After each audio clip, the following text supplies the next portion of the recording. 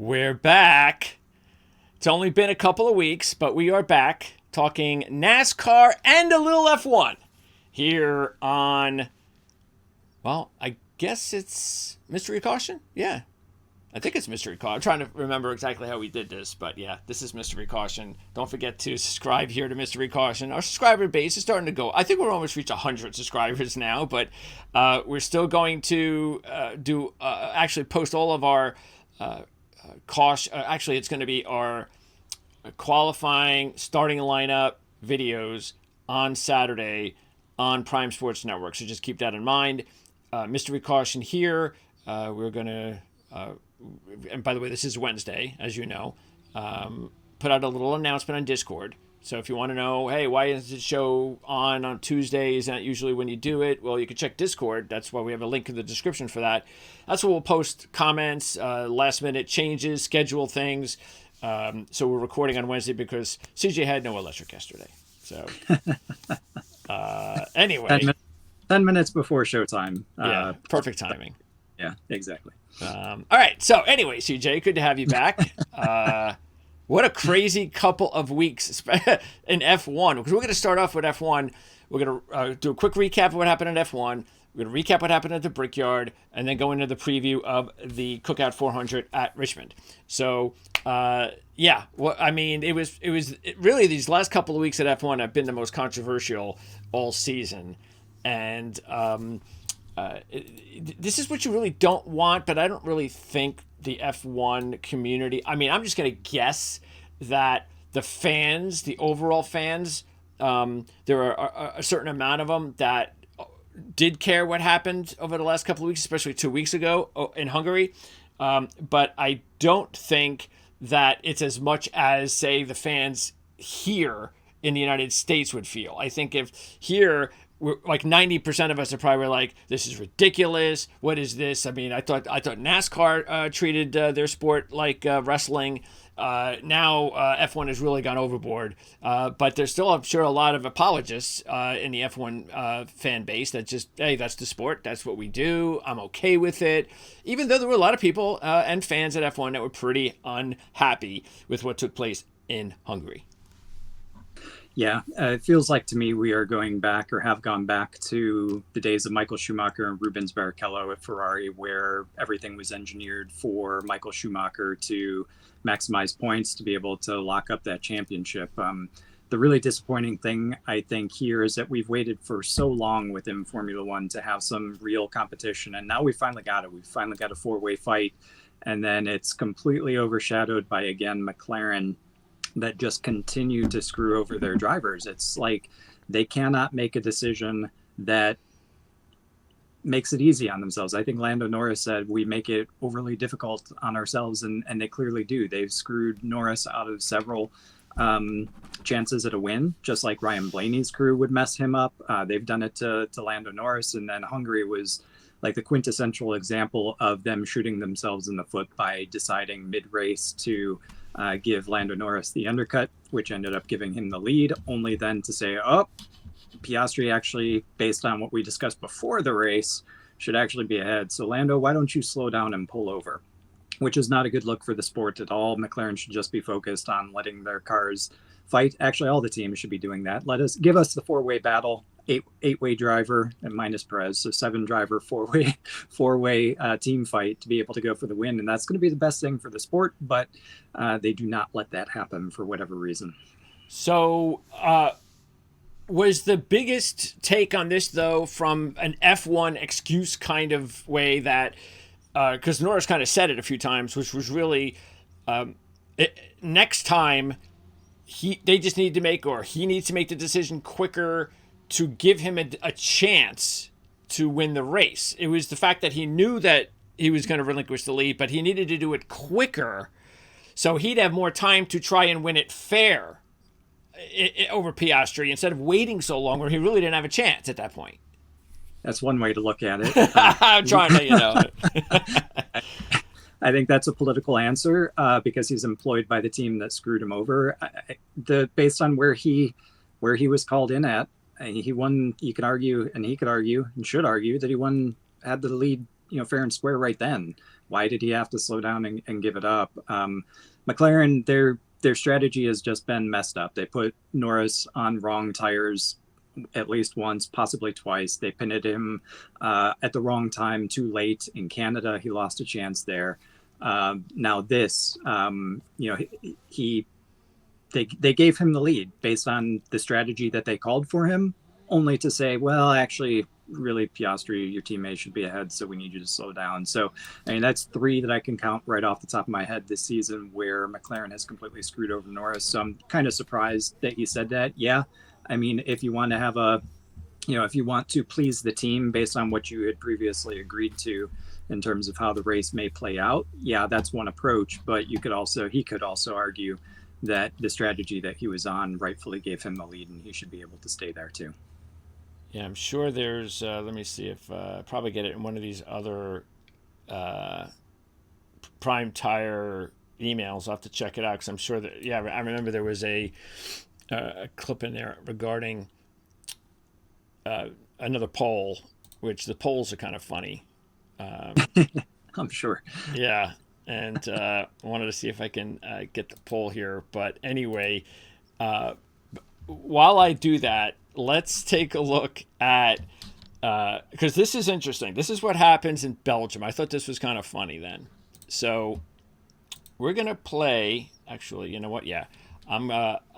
You're not going to see the, I'm not going to show it because they'll flag us. So I'm just going to play the audio. And this is the only thing that I wanted to play anyways, the audio. So check this audio out. This is Belgium the week later. And listen to this. I found this very curious listening to this. Wait. Hold on 1 second. I have to make sure. See, it's been a couple of weeks. I'm glad I caught that. I got to make sure that the audio is on for everybody. Okay, here we go. George Russell and Team Orders might allow Lewis Hamilton to get past, given how long Russell has been on those tyres. But they've decided at Mercedes, Piastri is too far back to challenge their 1-2, so they're letting them scrap it out. Okay, so what? I mean, it just happened last week, and now you're doing it again? Now you're talking about doing it again? I mean, come on. These guys, it's like they don't have any, are they even getting what's going on here? Now, I'm not blaming the announcer, obviously, because he's talking about the strategy that's actually going on with this team. It's like, didn't you just know it's like having absolutely, I don't know, they just have absolutely no concept of what's going on with their sport right now. Yeah, and it's the structure of Formula One. So we've talked about it a couple of times where the most important thing in Formula One by far is the team championship. So teams need to maximize those points. It matters way more than the drivers' championship. That's how everybody gets paid. So they are going to do absolutely everything they can, driver be damned, to make sure that their team gets the maximum points. So in that instance, in the middle of the race where your strategy is playing out, and you've got one of your two drivers that may have the chance to be able to pull away and more comfortably get a lead and potentially the win, give them the advantage, you're going to want to enable them to do so. So Mercedes could have made the call there and may have made the call to enable Hamilton to get by Russell in order to give him the advantage to be able to secure at least one of their two drivers some maximum points ahead of Piastri and McLaren. Whereas letting Russell and Hamilton race each other potentially slow them down. You may potentially end up with contact and one of them gets taken out, if not both. And then you also run the potential of Piastri catching them and losing points in that way. In the end, in Belgium, obviously, Mercedes made a massive mistake with George Russell, who crossed the line first. He was underweight and subsequently disqualified, and the win given to Hamilton. So at the end of the day, it didn't matter. Which again, for Mercedes, that's a big mistake to make. And there are several theories as to why that happened. Most of which is that usually after a race, the drivers will go around and they'll pick up their hot tires. They'll drive offline, so they'll pick up all the marbles. That adds weight to the car to make sure that they're safe. At Belgium, the lap is so long that they do not do that cool down lap. They immediately go into the pits after they cross the line. So Russell didn't have time to go get any pickup, and he didn't miss weight by all that much, but nonetheless he did miss weight. So he ended up being disqualified. Which again, you've got these weird incentives for team results and all this good kind of stuff that ultimately kind of ruin the show from a fan point of view. You want to see the individuals. I mean, they're individual cars, individual drivers. You want to see who comes out best and on top. And we finally have a four-way fight, and 2 weeks in a row, you take it away from us. Yeah, this is what everybody has been asking for, fan-wise, for Formula One for the past 3 years now.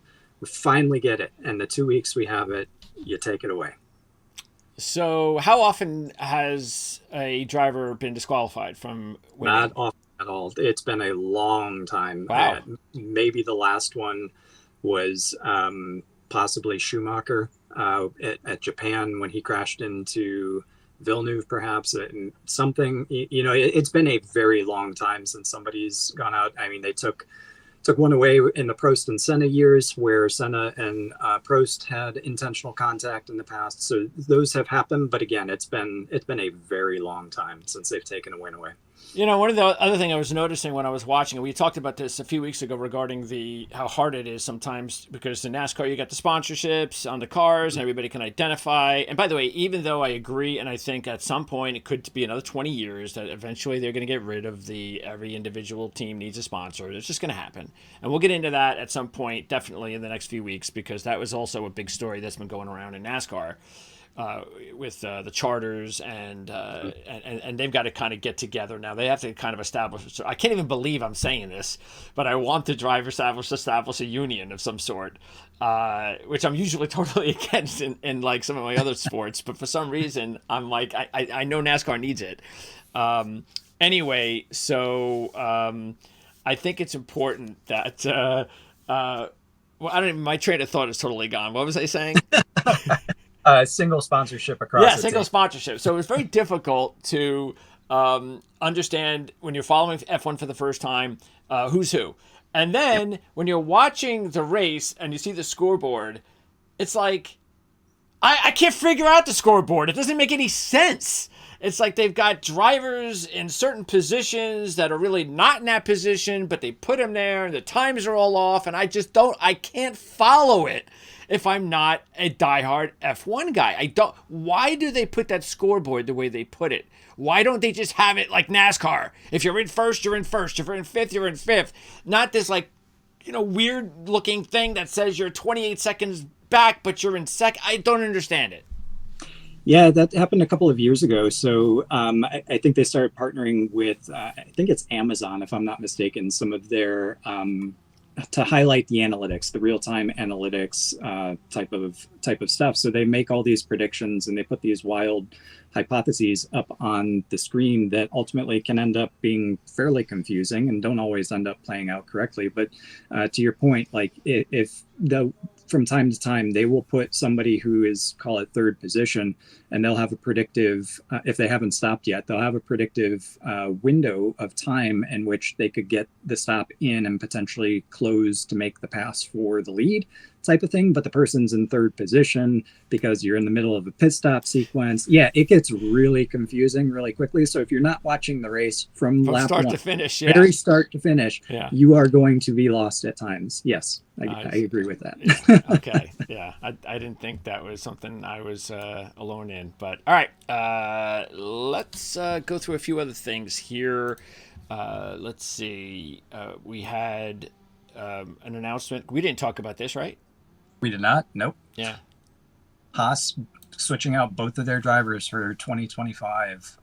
Very interesting. They're bringing in Ollie Behrman and was it Ocon from who is unceremoniously getting booted out of Alpine. So yeah, Haas feels the need to make some significant shakeups within their lineup. I think another big story that we didn't get the chance to talk about as well, or it happened while I was gone, or we were gone, was Carlos Sainz finally deciding where he's going to go after Lewis Hamilton takes his spot at Ferrari. Sainz has agreed to go to Williams for 2025. Okay. Are they pretty much like NASCAR with their silly season? Yeah, I think there's still a lot of questions about Max Verstappen. This year, 2024, we talked about it in the preview show. It's the first time that I recall where absolutely no driver had changed. Every team entered 2024 with the same lineup they had in 2023. This is more of a regular type of silly season at this point. I think there are still some outstanding questions about Verstappen, potentially Perez as well. But all of the major things, major seats that are out there at the moment, unless something changes, aside from Mercedes, Mercedes has one open spot that they have yet to fill. All the major moves are pretty much done at this point. But yeah, relatively similar to NASCAR, though 2024 was an anomaly. Okay. So let's see. What else did they have here? Why do we care about Marvel with Esteban Ocon? He'll join Haas in 25. Bring him money to the sport, most likely. So his ability to secure a seat being backed up by someone else's checkbook. Okay. Oh, here we go. Readers rate the Hungarian GP. It was good, 45%. It was amazing, 35%. So 80% thought it was either good or amazing, which they should have, I guess. But again, the problem was, I guess, what happened. Because, you do have this, and then you have, let's see, manufactured drama. Yep. Does not a great race make. Yeah. Too much unnecessary drama. Team orders. Lando should have won. It was awful. F1 at its absolute worst. Compelling racing until they told the driver with a 6-second lead to give up the lead. Schumacher, Lewis, and Senna would never have given up a lead that big on team orders. Lando doesn't have the medal to be world champion. Do you agree with that? No. I can point to Austria, where Schumacher, Rubens Barrichello, I should say, gave it up to Schumacher. So, all right. Okay. That's F1.